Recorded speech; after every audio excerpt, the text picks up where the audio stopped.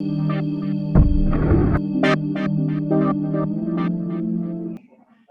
Coffee Break do Computer World CIO está hoje com Carlos Santos. Ele é o CTO da Zoom. A Zoom é uma empresa de imobiliária que compra, vende e negocia casas. É isso mesmo, o ramo imobiliário que se inovou, ou seja, aproveitou a onda da transformação digital, a onda lá de trás, não é a provocada pela pandemia, aproveitou a onda da transformação digital para se modernizar, para ir à conquista do mercado, nomeadamente internacional, para poder mostrar e oferecer novos serviços.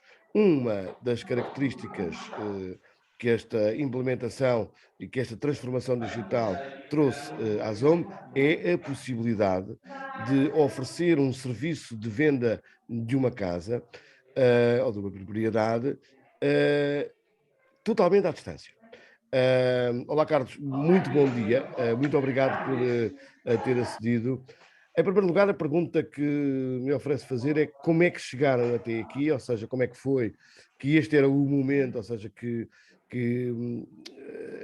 seria interessante transformar ah, a vossa imobiliária em algo totalmente à distância. E estamos a falar disto porque é antes da pandemia, portanto, havia muitas empresas a pensar nisso, mas com uma distância e um alcance, como eu costumo dizer, um planeamento a médio e longo prazo. Vocês já estavam a pensar nisso, o que vos permitiu lançar no tempo certo. E portanto a pergunta é esta: como é que chegaram até aqui e qual foi o caminho técnico também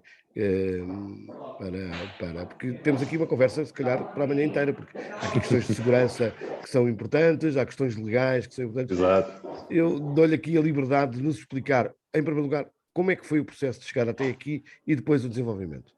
Olá, bom dia. Em primeiro lugar, muito obrigado pelo convite para estar aqui com vocês nesta manhã. É um prazer estar cá e partilhar com vocês todas estas coisas que nós aqui na Zoom fazemos e este percurso que fazemos no mundo do digital. E que fazemos, lá está, não por motivos de pandemia, não tem rigorosamente nada a ver com isso, mas sim porque acreditamos e porque entendemos que o futuro de qualquer setor de atividade, nomeadamente o nosso, o da imobiliária, passa pela otimização de processos, pelo aumento de eficiência daquilo que fazemos, e o caminho para lá chegar obriga forçosamente a ter que passar pelo digital. O digital, não só, portanto, na vertente do cliente, como o processo que referenciou bem, que é o nosso Zoom Now, que é a nossa plataforma que permite ao cliente, efetivamente, fazer todo um processo de reserva e aquisição de uma casa à distância, portanto, a partir do seu computador ou do seu telemóvel, onde quer que esteja neste planeta.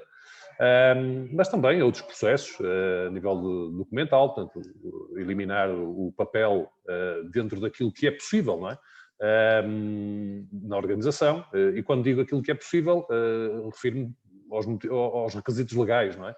Por vezes os requisitos legais não nos permitem avançar o quanto nós gostaríamos de avançar, e portanto temos que manter alguns tipos de arquivos que nos obrigam a ter aqui algumas árvores cortadas às fatias, mas passo a passo isto vai se eliminar e portanto dentro de tudo que é possível nós temos tudo digital, não só por questões ambientais, mas porque é mais eficiente, qualquer colaborador pode em qualquer parte, acedendo ao sistema informático, consultar e ter acesso aos dados de qualquer propriedade e com isto acelerar uma venda e satisfazer um cliente muito mais rápido do que se tivesse que ir consultar dossiês físicos, não é? Mesmo até no processo de angariação da casa, ou seja, a casa que entra para vender, não é? Aí também temos a componente do digital e, portanto, isto é algo que já vem de... Todo este processo já foi pensado aqui há cerca de 3, 4 anos e é um processo que vai evoluindo e vai se implementando. Isto é como um elefante, não é? Nós vamos comer um elefante às fatias, não conseguimos fazê-lo toda uma vez e, portanto, fatia a fatia nós vamos avançando. E no que diz respeito à entrada de produto para venda, é igual, ou seja, não só temos a plataforma que permite ao cliente comprar, mas também temos a plataforma que permite ao cliente que vende interagir connosco e fazer todo um processo de interação comunicacional e documental assente numa plataforma digital que é partilhada com o próprio cliente, e evitar com isto o mundo dos papéis, não é? E a logística das deslocações, e portanto reduzindo custos de preparação de processos, reduzindo a logística para o próprio cliente, que teria que se deslocar cá para trazer a documentação, etc. E que por vezes pode estar nos Estados Unidos, ou pode estar em Inglaterra, ou pode estar num qualquer país no Brasil, por exemplo, que agora é uma nacionalidade que desde há alguns anos tem trazido muito volume de negócios para Portugal. E, portanto, a partir do Brasil, vamos usar este exemplo, não é? É possível fazer toda a interação para que uma casa se venda ou que uma casa se compre, sem a necessidade das pessoas terem que andar de um lado para o outro, ou os FedEx, ou os DHLs andarem de um lado para o outro, carregadas de papéis, como eram aqui há 5 ou 6 anos atrás, não é? E, portanto, todo este percurso foi desenhado aqui há alguns anos e, portanto, temos implementado fatia por fatia, inclusive a nível da assinatura contratual, que só nos falta fechar. Portanto, a nível da assinatura contratual, nós temos toda a parte de entrada de produto, de casas para venda. Não conseguimos ainda, mas é um processo que está em curso, como é evidente, a assinatura de contratos, promessas ou escrituras, porque a lei ainda não nos permite, não é? A lei em Portugal ainda não nos permite. É algo que fazemos, por exemplo, em Espanha, porque também estamos presentes em Espanha, e fazemos a assinatura digital já vai até o nível do contrato de promessa, portanto o cliente só tem, se quiser, só tem que aparecer fisicamente no momento de uma escritura, portanto só tem que utilizar a sua deslocar-se, não é? Nesse momento, até aí pode optar por não o fazer e temos todos os processos de suporte a nível digital para que não seja necessário. Aqui em Portugal, pronto, ainda temos que fazer este processo em papel, porque é um requisito legal e, portanto, temos que, por muita vontade que tenhamos no digital, os requisitos legais não temos como fugir, não é? É Temos que os verdade, cumprir, não há é volta a verdade. dar. Ó Carlos, uma das coisas que me suscita também perguntar-lhe é, em termos de adesão. Disse-me que trabalha com Espanha, portanto haverá uma habituação em alguns países europeus que, até pela facilidade da lei, estejam mais preparados, mais habituados portanto, que procurem mais este tipo de solução. Relativamente ao comprador e vendedor português, já começa a haver um olhar para essas soluções hum, com maior adesão ou ainda há uma desconfiança, um pé atrás, uma surpresa em poder fazê-lo totalmente digital? Eu diria que ambos os cenários, em rigor, há muitas pessoas que já veem o digital como um processo interessante, não é? Até o veem com uma certa curiosidade positiva, alguma excitação talvez, e experimentam os processos e experienciam os processos de uma forma positiva, sem receios. Agora, há muita gente ainda que, efetivamente, o processo do online, não é? Isto por exemplo, de adquirir uma casa através de uma plataforma, sem estar aqui a assinar contratos e estar a preencher papéis e fazer coisas físicas, não é? Ainda lhes é algo confuso, porque ainda não é habitual. Pronto, portanto, é um hábito que tem que se ir criando. Isto compete, obviamente, aos vários players avançar neste sentido, a economia em geral avançar neste sentido. Penso que tem avançado relativamente bem nos últimos, se calhar, 2 anos, para se darem os passos de desmistificar o que é isto do digital e as pessoas aderirem de uma forma natural e entusiasta. Olha, como por exemplo acontece em Espanha com os contratos de promessa, compra e venda que fazemos em Espanha, só título de exemplo, que é um bom exemplo para isto. Nós, há cerca de 3, 4 anos, nós estamos presentes em Espanha há 4 anos. Eu não me recordo de ouvir nenhum contrato de promessa em Espanha, que se chama o contrato de arras, que é como se designa lá, não é? Feito em formato papel, desde há mais de 3 anos. Ou seja, é perfeitamente natural no espanhol, e neste caso estamos em Madrid, estamos em Málaga, portanto no madrilenho ou das pessoas de Málaga, assinar um contrato em formato digital é a coisa mais natural do mundo. Eventualmente estranhariam se lhe pusessem um papel à frente. Contrato, um papel para assinar. Exatamente. Bem, isto leva aqui a um conjunto de outras questões sensíveis e interessantes, que é, eu imagino, a trabalheira que o Carlos teve, porque há aqui questões que se levantam, que têm a ver com questões de proteção de dados, sistemas de segurança, e uma equipa à sua volta sensível, ou transformá-la sensível a estas questões, nomeadamente as equipas de vendas que querem resolver problemas e vender, esse é o seu propósito e é a que tem, vai tudo à frente, não é? Como se costuma dizer. E portanto, eu queria, como é que foi aí que quando contratam, já contratam com a vossa formação, já com certeza aponta para isso. Os cuidados com os dados e os sistemas de proteção e segurança que têm. Quero-me falar um bocadinho sobre isso. Sim. Ora bem, nós, se calhar começava por lhe falar que todo o processo que nós temos a nível do digital, seja a nível das assinaturas que já se fazem, ainda, em Portugal ainda um pouco aquém daquilo que é o objetivo, mas que já se vão fazendo, quer a nível de todo o processo do tratamento de dados e de informação e de processos que acontecem online. Nós, cada passo que damos em conjunto com uma empresa de advogados que nos faz toda a assessoria e que tem um departamento de compliance legal na área do digital, precisamente para termos a certeza que não vamos fazer nenhuma asneirada, porque às vezes na excitação de nós, malta mais técnica, não é? Que quer fazer tudo rápido e pensamos que é só programar e as coisas não são bem assim, não é? Portanto, é preciso todo um acompanhamento legal, e foi feito, no nosso caso, todo um acompanhamento legal, quer a nível do armazenamento de dados, quer a nível dos RGPDs, não é? de todos os conteúdos e as informações que são necessárias providenciar ao cliente para perceber o que é que está a fazer, e poder optar em querer fazê-lo ou não, como é evidente. Mas sabendo exatamente o que é que está a fazer e tendo a certeza, obviamente, e a garantia que os dados são devidamente armazenados e acautelados de acordo com aquilo que são os requisitos legais. Aí não temos como fugir à imposição dos requisitos legais da nossa própria área, que são específicos, e que impõem períodos de arquivo, e portanto nós temos que assegurar esse cumprimento, independentemente das vontades, não é? E, portanto, conjugando aquilo que é a legislação de proteção de dados, a legislação do setor imobiliário, que depois se cruza com esta e tem que ser conjugada uma com a outra. Tudo isto é preparado e assessorado pela área legal, não é? E só depois de estar o processo, o workflow totalmente fechado, é que passa para a área de implementação e aí é programado. E são criadas depois as necessárias formações, não é?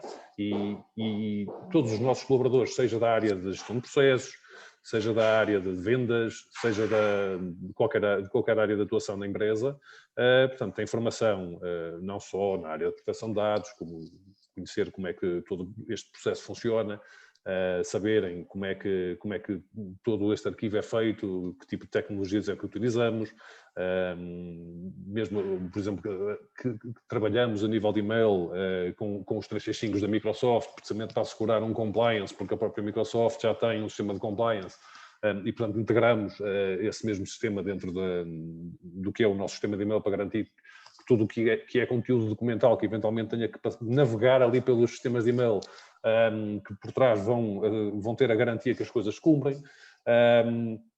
A nível do armazenamento dos dados na nossa própria plataforma, portanto, igual. E, portanto, assessoria, formação e explicação clara de como é que as coisas funcionam, as coisas acabam por acontecer. E avança-se. E ter com isso, com essa preparação e com essa formação, ter de facto uma credibilidade maior junto do cliente. Aquilo que lhe perguntava é a seguir, se já tem alguma coisa preparada. Eu quero acreditar que já é difícil ser melhor do que... Quando não é ser melhor, é fazer algo diferente do que proporcionar a compra e venda de uma casa à distância, mas agora é ir atrás do que a lei vai permitindo, não é? Mas é mesmo por aí que estamos neste momento a trabalhar. Ou seja, há um grupo de trabalho que envolve pessoas, portanto, nossas, técnicas, pessoas da área processual e pessoas da área legal, portanto, advogados da área, que trabalham, estamos a tentar, junto da Ordem dos Notários, aliás, faz parte também deste grupo de trabalho o Presidente da Ordem dos Notários, o Dr. Jorge, e que se está a tentar mudar e fazer algumas alterações a nível de legais. Bom, quer dizer, agora não, porque não ficamos sem Parlamento, mas quando o Parlamento voltar, continuaremos a tentar fazer ou induzir alterações àquilo que são os requisitos legais, em conjunto com a Ordem dos Notários, no sentido de trazer para o mundo digital aquela fatia que nos falta, não é? Que é dos contratos de promessa, compra e venda e das escrituras. Já se começa a falar sobre isso, já começa a ser um tema não tabu, que há um ano e meio era um tema absolutamente impensável, já saiu do mundo do impensável, o que já é um primeiro passo, era mau, e contamos que agora nos próximos meses, ou temos a esperança que nos próximos meses se passe para a viabilidade da coisa para se poder implementar. Mal seja viável e haja legislação nesse sentido, estamos lá no primeiro dia, como é evidente. Muito bem. Carlos, eu tenho que lhe perguntar outra coisa, que é que depois de nós olharmos para esta conversa e de vermos esta transformação na área imobiliária, no seu caso, mas haverá com certeza um conjunto de transformações noutras áreas empresariais e tão dispares e tão diversas.